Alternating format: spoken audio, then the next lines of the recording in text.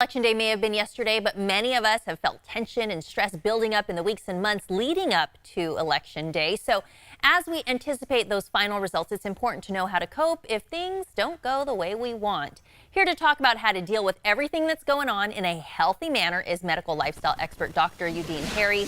Welcome back to the show, Doctor. I think we could all use some of those tips right now to decompress. Absolutely, absolutely. Here are the things I said there are three main things when it comes to coping with major stress. The first thing is taking care of yourself, because it will help you deal with the other two things I'm going to talk about. So taking care of yourself, what that means is that you have to decide, especially during this time, what steps are you going to take? Make plans for it. Like for today, for example, I've had a lot of my colleagues say, I'm so stressed, I can't focus. So things you have to do is decide when you're going to disconnect. Decide how much media you're going to take in. Decide how much you're going to discuss a particular topic. Decide when you're going to take a break time, and decide how you're going to decompress. You know, today on the show, so far, we've been talking about there's all these different parts that play into the presidential election, and it can be so overwhelming to just wrap our minds around it, which is very stressful as these scenarios play out. Do people need to be thinking about how to temper their reactions if their candidate ends up losing? Absolutely. We really need to think about that. And the way that we do that is to really stop and reconnect with our hopes and our core belief, because it doesn't matter who wins this election.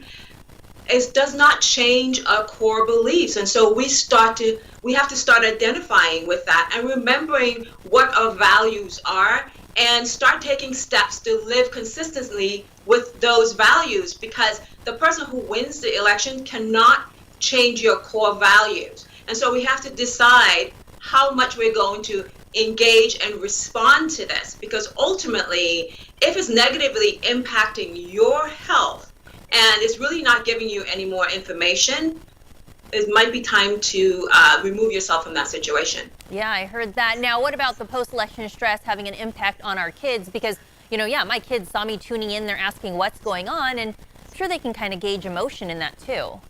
Well, it's important to let your kids know that how important the election is, but it's also important to let them know that one thing does not decide the future. What it does is kind of teaches us what we need to do in the future, how we need to plan. There's always a lesson to be learned in anything that happens. So ultimately, you want to start teaching your kids how to make change if something is not consistent with their core beliefs. You want to start teaching them that things start small. So it may start with you. You can get involved with your community, pay attention to what's going on in your community politics, and then it leads to like national changes. So teach them how changes are being made. Teach them not to feel helpless or hopeless, but to really learn and understand the situation. And the only way to do so is to really just listen to others, even those that we disagree with, because we need to understand what it is that people are struggling with, so that when we are trying to make progress together, it is a together process and we understand how it works. So you mentioned taking a real break. What are some of the options? I know social media may be a big one. Yes. So taking a break, and that is for most media. I mean, there was a study in 2018 that says we consume about 11 hours of media a day.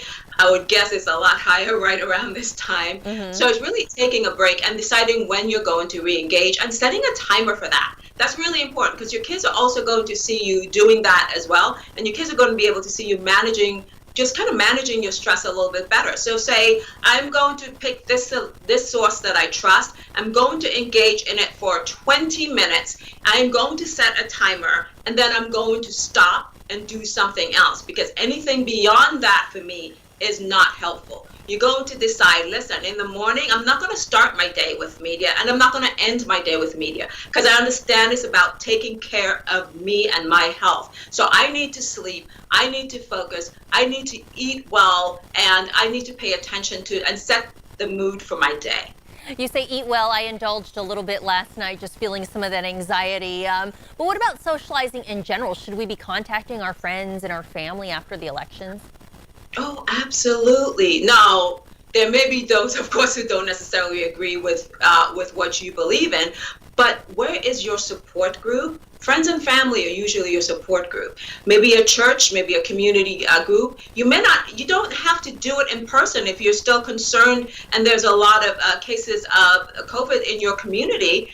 That's when we tap into social media, right? So that's when we can FaceTime and Zoom and all these things that we do, and just to really engage with people who understand what we're going through and who can help us to process what is happening. And please understand, sometimes it may be overwhelming for you, your family, and friends, and you may need professional help, and that is okay as well.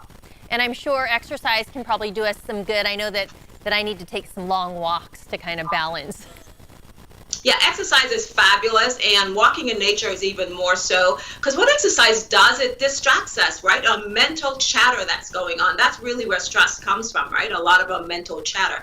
Exercise helps us to disengage that. When you're exercising with a friend or your spouse, that helps even more to do that. When you're walking in nature and you're seeing all those beautiful colors, and especially around this time right now, or you're kind of listening to some ocean sound, if you're lucky enough to live on the ocean, right, it helps to disengage that negative mental chatter. All right, Dr. Eudene Harry helping us with our post-election stress. For more from her and her latest book, you can go to drharrymd.com.